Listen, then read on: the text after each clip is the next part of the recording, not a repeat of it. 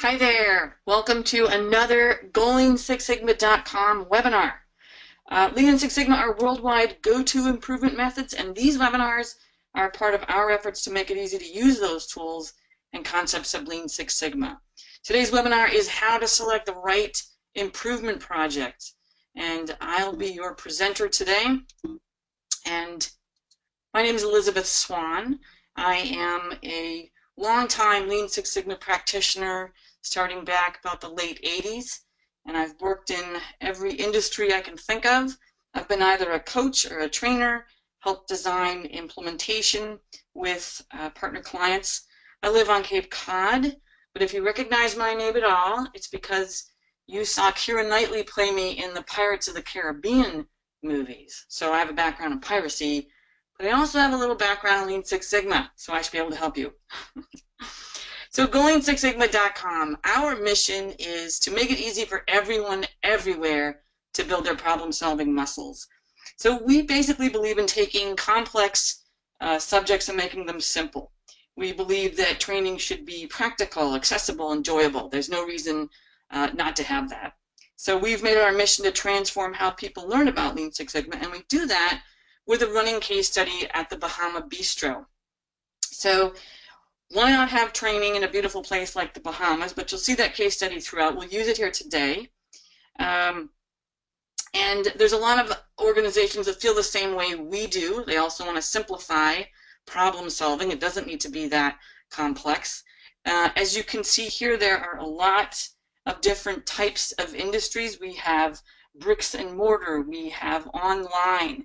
We've got finance.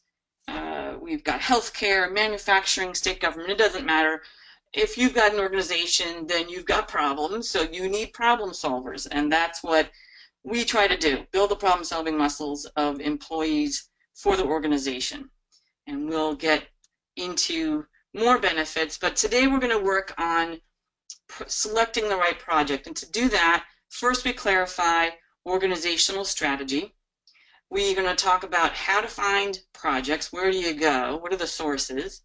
We're going to look at a high-level selection process, how to think through where you get your projects and what projects make the best ones. And then we're going to give you this really easy-to-use project selection tool. You can download it after this webinar, and we're going to walk through how to use that using our Bahama Bistro case study. So what is a process improvement project? You know, it's usually team-based, but it can be solo. But you're basically taking a process from a current state to a desired future state. You're usually looking at projects or processes that are, you know, they have defects, they're messy, they take too long, they cost too much. When we interviewed our subscribers, we found that 70% have either participated on or run a project. It's about a equal of that 70%. So today we're going to go through this with the Bahama Bistro, and we're going to demonstrate how to use the tool and how to get to the project. So first is this idea of where do projects come from? And I like to think about this as these arrows saying they can come from the bottom up, they can come from the top down.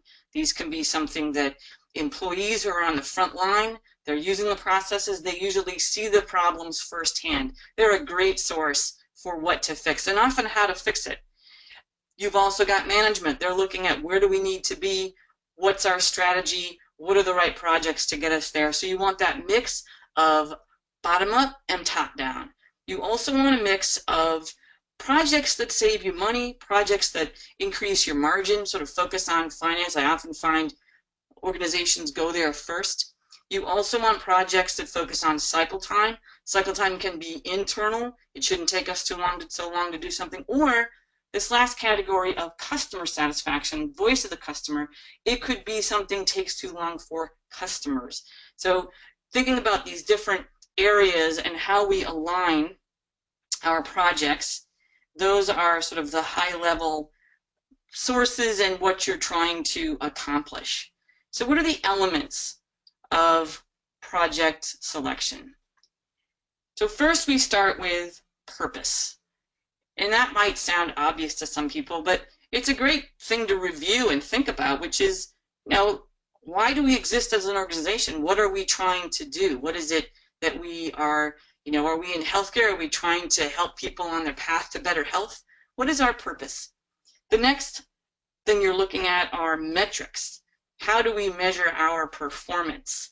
If that's our purpose, how are we measuring whether we're accomplishing that purpose?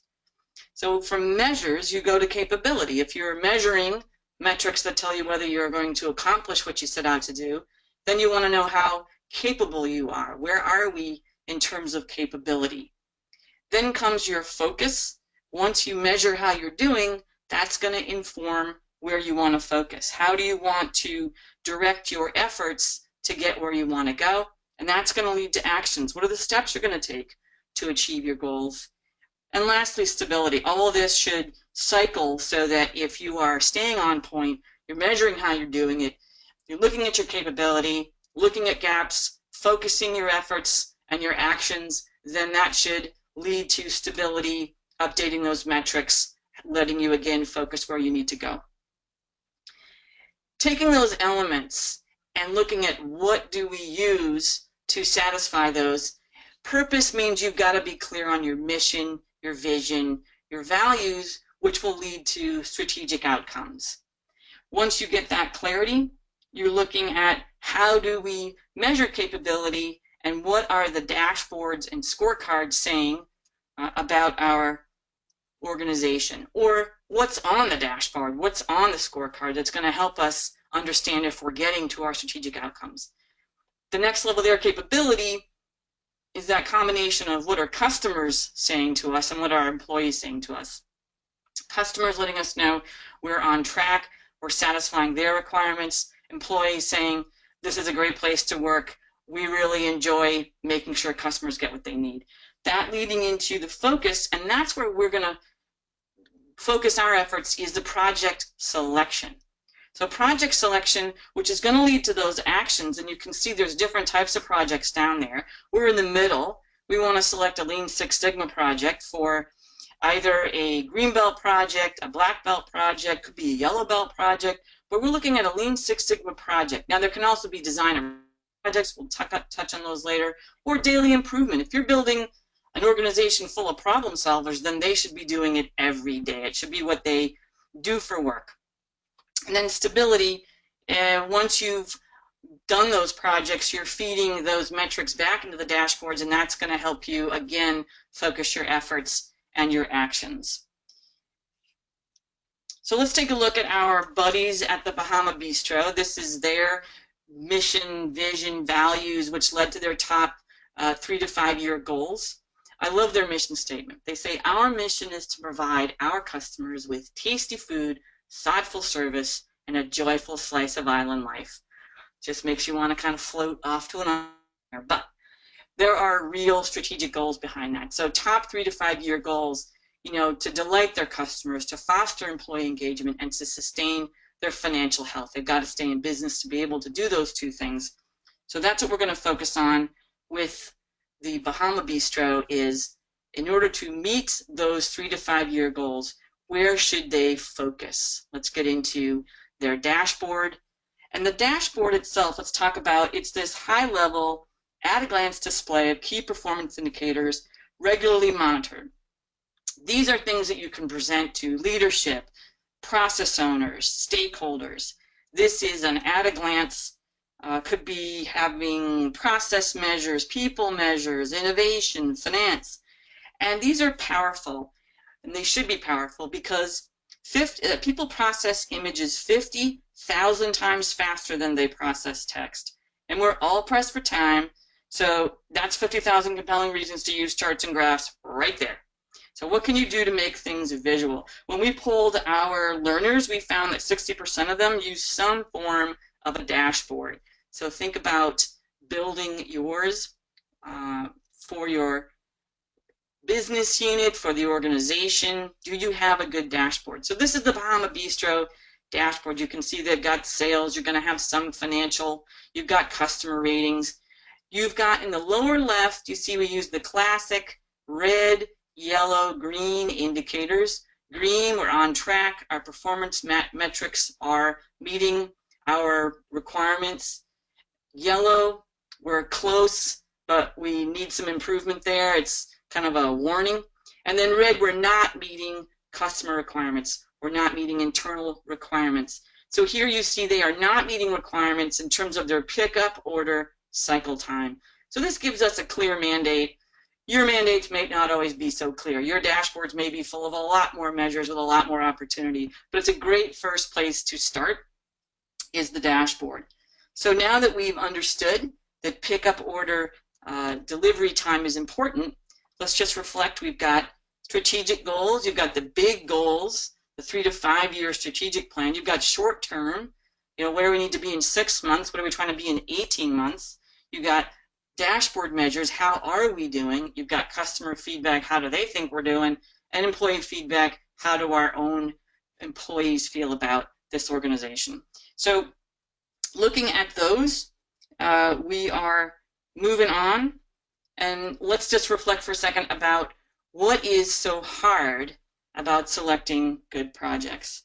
And we asked our subscribers, our learners, like once you select a project, you thought it was good, you had some criteria, you had some reasons, you based that selection on what you thought were good criteria. So when you came out with what you thought was a good project and it didn't pan out, why did that happen? And a quarter of the respondents said that it was that they lacked leadership support. And that's critical. And that's something that we look at very hard. And my colleagues and I often just say, hey, no sponsor, no project, right? No champion, no project. You have nobody in your court that says, I back you, I've got skin in the game, then don't bother. Another big 20% said it was too hard to get any data. And that reminds me of a good reason or a time I saw a project selection committee wisely get rid of a project. This was a financial services firm, and they were looking at why did people drop off their website? When people were trying to open an account, why did they stop the process and leave the website? So they wanted to look at that. They wanted to understand the drop-off. But when we got down to looking at the data that we would use for that project, well, if they've dropped off before creating an account, then we don't have any customer data. And if we don't have any customer data, then we can't understand why they dropped off. So as much as we'd like to understand that, the data's not there. So we had to let that project go. So these are good criteria: sponsorship, data. Another 20% said the gains were just not there. So they started the project, and once they got the baseline, once they started getting into the details of the data, they found out, you know what? We thought there was a big problem here, and there's actually not as big of a problem. Or we thought we were going to save a lot of money. Turns out to be it's $1.89. So let's just let this project go. And that's key too. Let the project go. Even if you've started it, you're in the define phase. Maybe you got all the way to the measure phase and you baselined the project accurately and you found out there's nothing here. Let it go. Switch to a new project. There's nothing more depressing than getting to the end of a long project that you thought wasn't going to produce anything and didn't. Then you have exhausted problem solvers, and you don't want that. So the rest of the people said they had some issues with buy-in, and we'll talk about that too. We've got whole webinars on getting buy-in, but that means they may not have done enough work to reach out to stakeholders to really include people and get them involved in the project along the way. There's a lot of factors there, so we won't get too far into it. But let's take a look at the process itself of selecting projects with the project selection tool. So this tool is a result of decades of experience with feeling terrible when candidates have come in with bad projects. So these are the questions, these are the steps we want people to take to make sure their project's a good one and they don't waste their time, they don't waste management's time. So the first is just screen for low potential. And that is just looking for, is this thing actually a decent project? Is this really a project? Sometimes people just want to implement something. That's not really a good project if you're going to be working on a DMAIC project. And we'll talk about a DMAIC a little bit more. As an improvement model, that stands for define, measure, analyze, improve, and control. So we want a project that can use that process, that model, and we don't want to just implement a solution. Next is determine the project type. So back to that, using the DMAIC model. And there's other models, we'll go over those momentarily. Next, you want to clarify the project goal. And you might think, hey, that's jumping the gun. You haven't even got a charter yet, and you're saying you want them to come up with a goal. Well, this is key because people will often say to us, you know, the goal is to improve this process. Fair enough. We will be very happy if you improve that process, but we would like to know what measurement is actually going to move when you do your work right? So what needle are you going to force to the right or to the left based on what you do to that process? Are you making it faster, cheaper? How is it better? I also hear people say, we're going to streamline the application process. Great.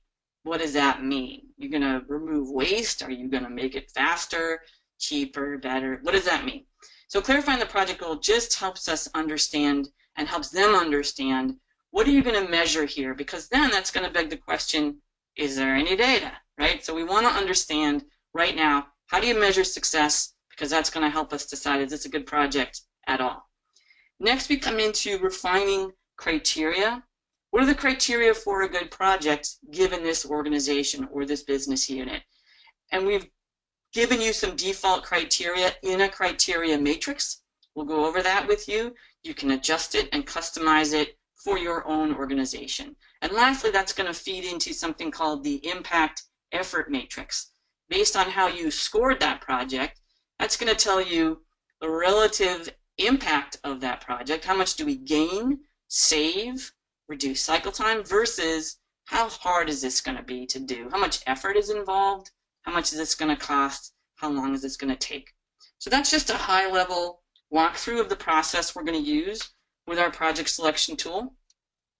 So let's get into it. This is the first tab in the project selection tool. So the Bahama Bistro team said, you know, we want a cycle time reduction of pickup orders is what we want to do. That's what we're on about. It's a pickup order process. That's got the red dot on the dashboard. This is where we're going.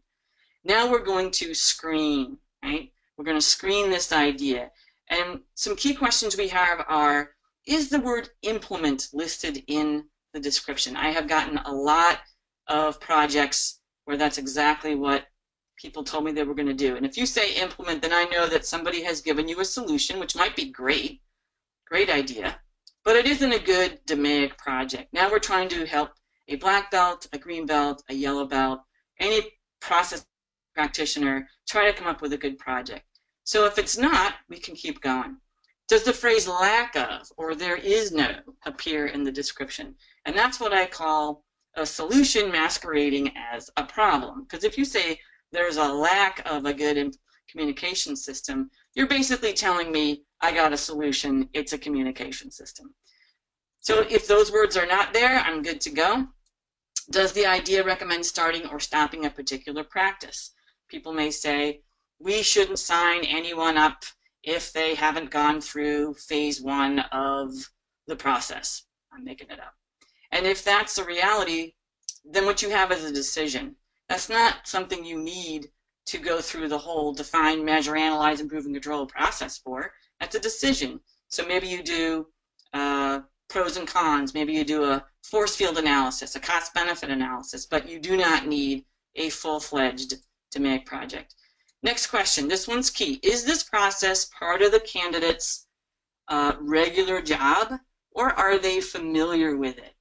Now, I see a lot of people, they're looking for projects, they find great projects, they have a great candidate, and they say, hey, let's just put them together. But they're not in the same business unit, or they're in the same business unit, but this candidate is not in that particular location. Or maybe that candidate is never worked that process before, completely unfamiliar with it, and knows nobody in that particular work area. Those are recipes for a very difficult project. You have to have an incredibly charismatic person who is allowed unlimited time to go learn that process, get involved, interview the process participants. It's much better and much easier for everyone involved if you allow that candidate to work on a process within their own work area. So make sure that people are able to work in their own area. If they can't find something there, make sure it's as near as possible, but that's where you're going to get the most alignment. And if that's no, then reconsider the project, truly. You want to do this up front so you don't have issues down the road. Okay, next, and this one comes back to my statement, no champion, no project. So if there's no one in leadership willing to back this project, if nobody has skin in the game, then this is not a viable project. So come back, make sure you've got a champion, and you may proceed. Okay, let's come back. We have screened our project idea, it's still alive. So let's come back to this idea of Lean Six Sigma project types. You've got anything from a quick win all the way to an infrastructure implementation. So quick win, the definition is it's the implementation of a simple solution to a known issue. This is also called just do it, fast track. And the idea is this thing, we know exactly what's wrong, we know what to do, so we can just do it. Now, I have found people apply the word quick win to some rather large, daunting projects. So be really clear that it really is a quick win. Do you really know the root cause? Do you really know that this will solve it? That's hard to answer in a single conversation, but those might be projects. But if you do know the root cause and you do know the solution, and it's very clear and everyone agrees, and it doesn't go outside of one particular business area, then that's a quick win. Next up is what we want. That's a process improvement project. This is going to be a DMAIC project, a lean project. Could also use PDCA, Plan, Do, Check, Act. These are incremental reductions of defects, cycle time, cost. It could be increasing productivity. These are all making a process incrementally better. Next, you have process design, which is the creation of a brand new non-existent process. This thing doesn't exist. So I often will ask black belt, green belt candidates, does this process exist now? Because sometimes they'll say, oh, there is no process. Well, is it happening? Yes, it's happening. But it's not happening very well. It's really messy. It's like, okay, it's messy. It's not good, but it exists. The process exists. So checking that, and that has a different model. It comes from Design for Six Sigma or DMADV. These are different improvement models. We're not going to focus on them today. The other one also, process redesign, that says, yeah, it exists, but even if we incrementally improve this thing, we will not satisfy customer requirements. That's re-engineering a process. You may be there, but maybe you want to take a blank sheet of paper. That's back to Michael Harry, re-engineering. The process is there, but there's no point incrementally improving it. We have to create a new. And lastly, you've got an infrastructure. That's when you want to monitor process capability. You want to measure voice of the customer. You want to put metrics in place. These are things you want to see on your dashboard, which are great things to do, but these are not projects for black belts. They're not projects for green belts. They're not DMAIC projects. So that's the overview of Lean Six Sigma project types. So now I'm going to move to the project type with my project selection tool. So project type, you have some questions again that try to get at exactly what kind of a process are we looking at here. So will the project require the design of an entirely new process? Well, if it does, it's a process design, okay? But this one doesn't. There's already a pickup process. We don't need that. Will this project likely result in a process with little resemblance to the original? If we say yes, it's a process redesign, but no, we're still going to have customers come to the window, pick up their orders. Is the goal of the project to implement a measurement system? No, it might happen. We might create new measures as a result of this project, but that's not the goal. We're not going to create an infrastructure project. So we'll say no to that. And then, are the root cause and solution known? Do you already know what's going on? Do you know why? Because if you do, you don't need analysis. It's a quick win. No, we don't. We don't know the root cause. We know there's lots of different reasons for variation, so it's a process improvement project. Great. Now, we're moving on, and clarifying the goal. So we have this handy tab. I call it the build a goal process. So first is what's the verb? Are we increasing or decreasing something? So in this case, we want to decrease, right? We want to decrease the cycle time. And what's the unit? What are we looking at in this process? What are we following? We're following a pickup order, right? You might have an application, it might be an invoice, it might be material, but we are tracking the pickup order. Next, the question is, what's the unit, right? How are you measuring this? A unit of measure. Well, I'm measuring the cycle time, right? In fact, I'm not just measuring cycle time, I'm measuring wait time, right? I'm going to be very specific. I'm measuring wait time. All right, next question is, what is your baseline? Well, I happen to know that it takes us 15 minutes per order, okay? And now the question is, what is your target? Right, so I've got a baseline, I've got a target. If you don't know right now, you're not in the measure phase, you may not have this data, you can say X minutes per order, and the target is Y minutes per order. That's fine. I happen to know we want to get it down to 7 minutes per order. Fair enough. So if you notice now in this handy gray bar, we've got decreased the pickup order wait time from 15 minutes per order to 7 minutes per order. Brilliant. I'm done. I've got a goal statement. All right, so now let's see what is next. So this is just giving you some typical goals so you can see the structure of goal statements. You can see how they are classically portrayed. You also need a time frame when this is going to be done by. You can put that in your charter.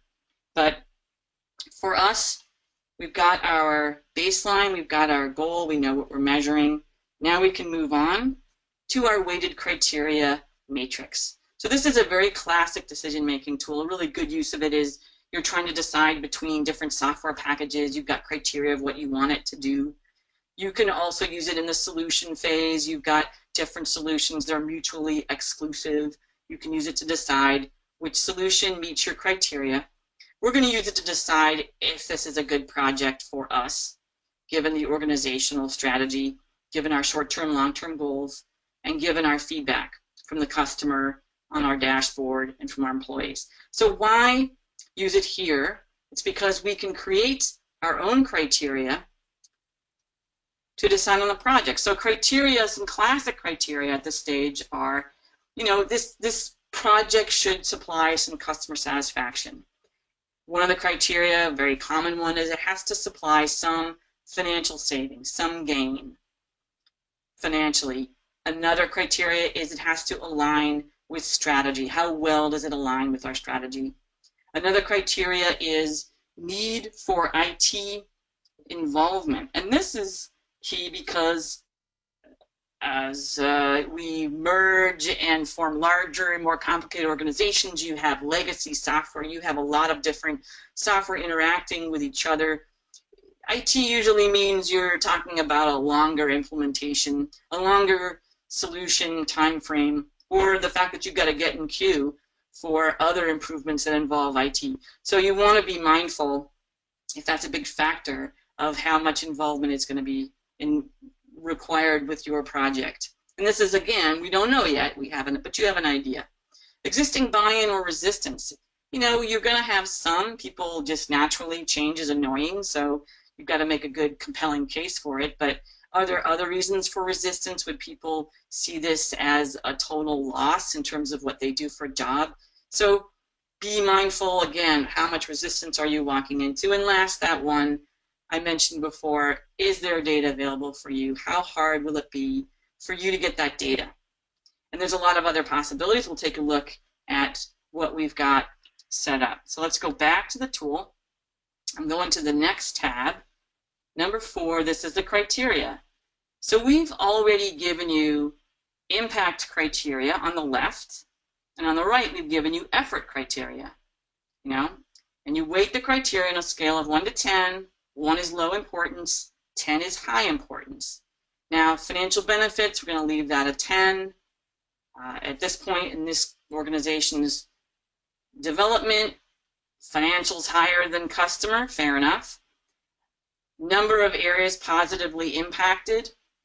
This means, can we make these solutions translate to other business units? Think about hospitality. I worked a lot with hotels. Now, if they could make a good change to their check-in process, well, that's hundreds of properties we could spread that to. So the ability to translate improvement was paramount. So that got a 10. Here, yeah, there's one other bistro downtown, but it's not that big of a deal. So we're going to give it a 3. Alignment, 8, right? So you go through this, come over to IT. IT's at a 4. There's not a lot of systems. It's just the system where the ordering system. But otherwise, we're dealing with human beings, packaging, moving, things like that. Resistance to change, I'm going to bump that up. These guys are way more driven by acceptance, and it's a small group, so they all have to agree. So I'm going to give that an 8. Number of areas involved. That, again, on the effort side, I'm going to give it the same score we gave it on the impact side. How much effort will that take? Investments is 7. Difficulty of data, we know that's a killer, so we're going to leave that up there at a 9. So this is all weighting our criteria. Once you have done that for your organization, for your business unit, you can leave that set, right? So that row is going to stay. You may tweak it over time, but once you're done, you come down here to score your project. So the project is reducing the pickup order wait time. Okay, so now we have to score how well this project might do against the criteria.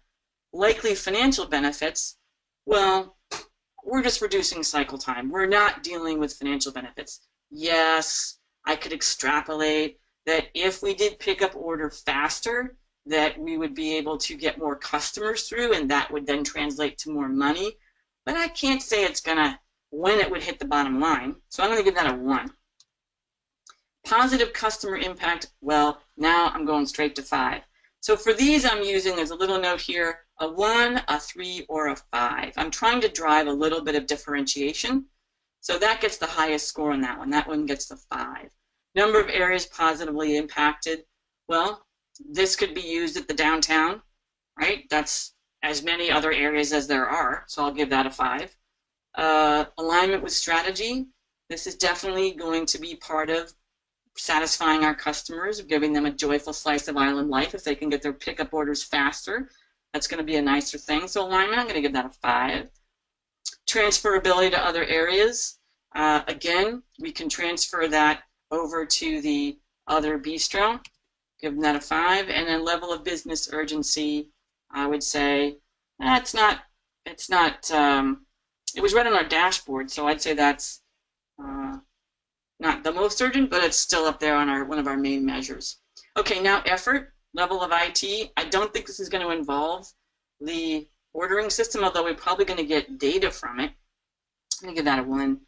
Existing resistance to change. Chef doesn't like change, and he will be involved a little bit tangentially, because this is really what happens after the food. So I'll just give it a 3, just to be mindful. Number of areas involved. We've got the group that does the packaging, the group that's bringing it from the kitchen up to the front.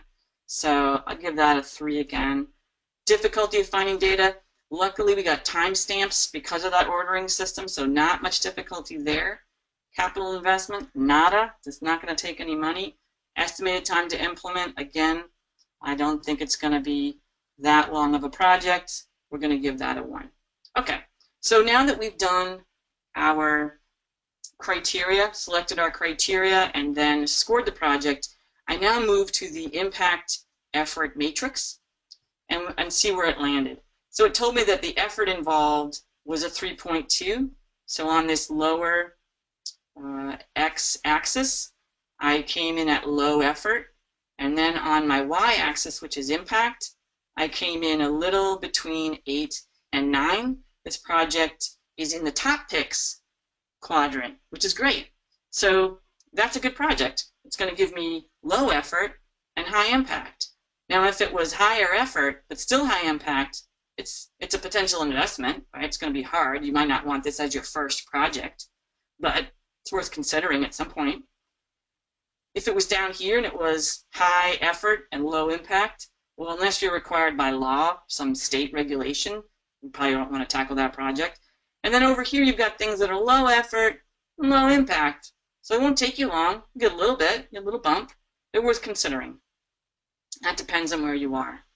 So that's going to take us, once we've done that, we've said this is a great project, well, look, we've got we call it the starter charter. Right? We've already got a charter ready to roll. We've got a title and we've got a goal statement. We have to fill in the rest of it. You would do that in the define phase, but this gives you a leg up in terms of the deliverables that are coming to you as soon as you launch your project.